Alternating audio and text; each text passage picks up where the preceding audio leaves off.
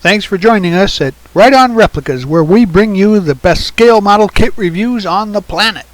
This review covers the Street Burner Series 2007 release of the Revell Camaro SS 427 L72 motor in the Baldwin Motion version.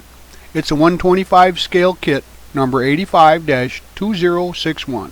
It's been released a number of times over the years and is still available at online retailers. This kit carries the old skill level 2 rating for ages 10 and over, and it contains 113 parts molded in white, chrome, clear, and clear red, and has vinyl tires and water slide decals. Now the decals are just exterior stripes, no interior decals.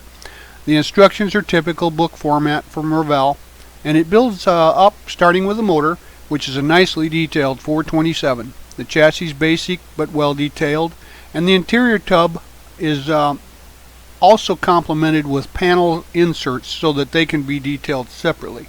The dash has a lot of detail to highlight, and the body was straight with no major mold lines.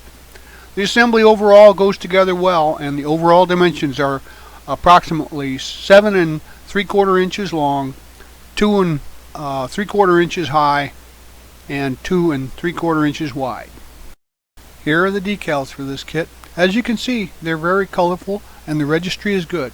I strongly recommend using some decal setting solution to make it fit those contours. But as always, use the manufacturer's safety and use guidelines when using any of the products mentioned here in the review for your own protection. For most of the construction, I use Model Master liquid cement and sometimes a slow setting tube glue, but other adhesives are used too for strength like super glue and white glue for clear parts. Mostly the paints are Tamiya acrylic bottle paints that are shot through an airbrush, or rattle can paints that can be used for things like primers. Gather these parts, start the motor assembly. We'll assemble the block heads and water pump and then paint the motor red with an aluminum transmission. The intake is steel colored and the starter is black, and the carb is assembled and painted gold. The distributor is tan and with a black coil, and the oil filter is blue. The belt is a rubber color with black pulleys and a black fan. Now assemble and paint the headers steel. Install the intake, carb, distributor, coil, valve covers on top of the motor. And on the motor's left side add the starter, fuel pump and header, and on the right side the oil filter and its header. On the front add the belt and the alternator and fan. The red circles indicate where the copyright scripts are located on the chassis, so you'll want to remove those with a blade or some sandpaper. Then assemble the cross member, upper A arms, steering box, and the lower suspension and tie rod. I'll paint the whole unit flat black with semi-gloss black frame rails and a steel fuel tank, and highlight the brake and fuel lines. Now install the motor. Gather these parts and assemble the radiator, shroud, support, battery, and hood latch. Paint the unit a semi-gloss black and add the overflow bottle that's painted white with a black cap. The radiator hoses are rubber and steel and aluminum. Now attach the radiator in place and install the hoses. On the underside, assemble and paint the rear suspension semi-gloss black with a steel drive shaft and install that with some yellow shocks. Side pipes are steel and they're installed now too. To give the tires a worn look, press and roll them on a sheet of fine sandpaper, and then the rim fronts are given a wash of 75% thinner to flat black to highlight the details. Paint the rim backs aluminum. As the tires have no direction or size difference, you can install the rim back and rim into any of the tires. Now, per instructions, insert the set of rims and tires onto each of both the front and rear axle stubs. Now pull out the parts for the interior. I decided to do a white and black interior. First, the floor and the dash and the package shelf are black with the door panels and seats in white. The details on the door panels are just done with some silver highlight.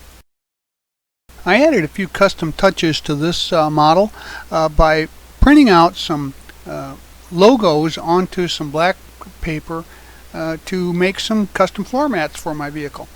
You can do that just by using an inkjet printer and printing them out and gluing them into place. Also, before I put that down, I had added some carpet flocking to the floor to make it look like the unit was carpeted just like a real car. So you can buy carpet flocking online at the hobby shops. You just put a little white glue down over a base color that's close to the carpet color, and then sprinkle on the flocking, and then as it sets and dries, you just shake off the excess and you've got a nicely carpeted floor. Install the door panels, rear seat, front seat, and shifter with the boot and knob painted flat black. Now pull out the parts for the dash, column, and wheel and paint them all semi-gloss black. And since there's no decals for the dash here, I went online, found some instrument panels for that car and printed them out in a color printer and glued them into place. Now you can detail the wheel and the shifter stalks with aluminum and insert the column and wheel into the dash. And then install the dash into the slots provided. I added some detail by sizing and printing a magazine for the back seat just for laughs. Now we can get the body ready for painting by installing the spoiler and removing any blemishes on the body you might find, like the parting lines. Just sand and wash that after sanding to make sure that it's nice and clear, and let it air. Prime both sides of the parts and the inside and the outside of the body with a good quality primer and let that cure. Then check for any blemishes and wet sand it with some fine sandpaper and wash the car again and let her air dry. This car has a two-tone color scheme, so we're going to paint the lighter color on the rear end of the car white, as well as the rear roll pan, and then we're going to tape off the area that stays white, okay, and paint the second color red. Now once cured to the touch, remove the tape and let the paint completely cure. Now we can add the decal stripes to the body, and these can be a little bit tricky, but make sure you have plenty of water on hand and keep the body wet so that you can slide the thing into place. Then just smooth that out with a Kleenex or a soft cloth after you've got them down, and then I really suggest that you use a decal setting solution to help it apply itself to contours. Here's another option that makes the older kits look good.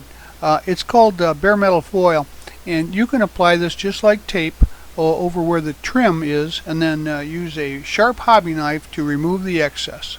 One trick that I found that makes the window glass look thinner and crisper is to dip it into some of the floor polish. It used to be Future, it's now a Pledge floor polish, and once you wick it off and let it dry, then it looks really nice and clear. After that, install the window glass into the body with some white glue. Using some clear part cement or some white glue, install the taillights into the taillight bezels. Now use some cement to install the taillight assemblies into the body. Now we'll install the interior, and there's a pin to locate it, but I also find that a piece of good sticky tape placed there will help keep it into place very well. Grab these parts and paint the firewall and detail the parts molded on. Paint the booster gold with a steel master cylinder and install that on the firewall, and then the firewall can be installed into the body.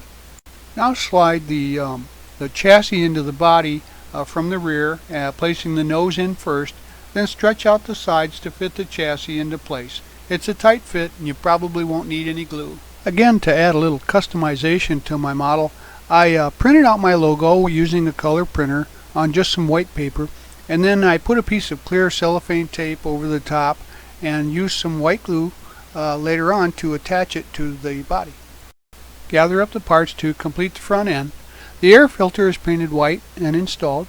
The fender supports are flat black and installed from the fender to the radiator support. Add the hood pin locks onto the hood and install the mirror. Now install the lenses on the front spoiler, add the license tag holder, and the grille is given a wash of 50/50 black and thinner, and highlighted areas are then buffed off. Now install the grille and the bumper. Now cut out the tag for the rear bumper, then add the tag and the bumper, and then paint the backup lights aluminum and install those on the lower valence pan. That completes construction. and you'll find a few parts left over on the trees from previous versions. This kit's been around for a long time in various forms. It's still a popular subject, so Revell keeps putting out different versions of it. Now this was the Baldwin Motion version, so there's no extra parts really, and you have to use the side exhaust, but it's still a great looking kit. The motor has decent detail and the chassis is good. The suspension's pretty nice.